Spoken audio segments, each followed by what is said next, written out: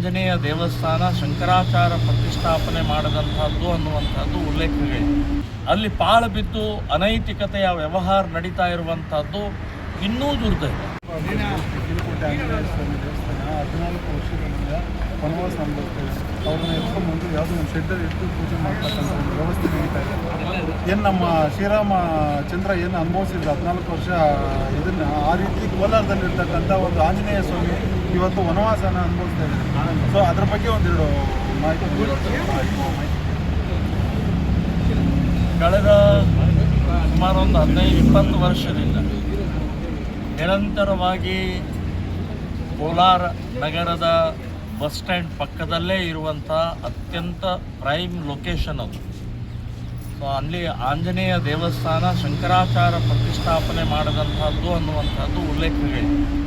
So ಅಂಥ ಪ್ರಸಿದ್ಧವಾದಂಥ ದೇವಸ್ಥಾನವನ್ನು ಕಡೆಗಣಿಸಿದ್ದು ಸರ್ಕಾರ ಆಗಲಿ ಜನಪ್ರತಿನಿಧಿಗಳಾಗಲಿ ಮುಜರಾಯಿ ಇಲಾಖೆ, ಇದು ಖಂಡನೀಯವಾದ. ಈ ರೀತಿಯ ದೇವಸ್ಥಾನಗಳನ್ನು ಅಭಿವೃದ್ಧಿ ಮಾಡುವಂಥದ್ದು ಅವರ ಕರ್ತವ್ಯ.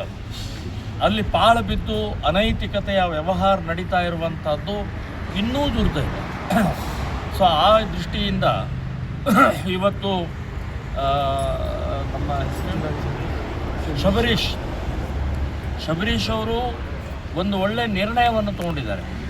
ಇವತ್ತು ಜಿಲ್ಲಾಧಿಕಾರಿಗಳಿಗೆ ನಾವು ಒಂದು ಮನವಿಯನ್ನು ಕೊಟ್ಟಿದ್ದೀವಿ.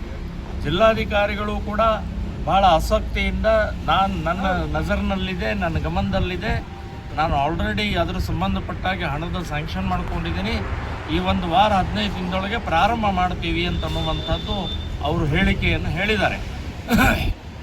ಆದರೂ ಕೂಡ ನಮ್ಮ ಶಬರೀಶ್ ಅವರು ಸಾಮಾಜಿಕ ಹೋರಾಟಗಾರರು.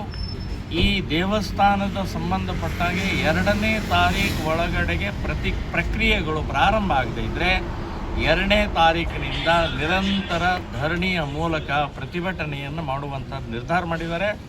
ಅದಕ್ಕೆ ಶ್ರೀರಾಮ ಸೇನೆ ಸಂಘಟನೆ ಕೂಡ ಸಂಪೂರ್ಣವಾಗಿ ನಾವು ಬೆಂಬಲವನ್ನು ಸೂಚಿಸ್ತೀವಿ.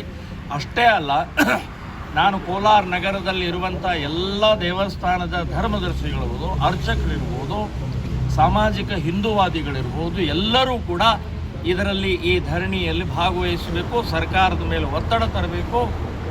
ಅಕಸ್ಮಾತ್ ಅವರೇನಾದರೂ ಮಾಡದೇ ಇದ್ದರೆ ಸಮಾಜದಿಂದಲೇ ನಾವು ಹಣ ಸಂಗ್ರಹ ಮಾಡಿ ನಾವೇ ಕಟ್ಟುತ್ತೀವಿ ಅಂತನ್ನುವಂಥದ್ದು ನಿರ್ಧಾರವನ್ನು ಮಾಡಬೇಕು ಅನ್ನುವಂಥದ್ದು ಈ ಸಂದರ್ಭದಲ್ಲಿ ಹೇಳ್ಬೋದು.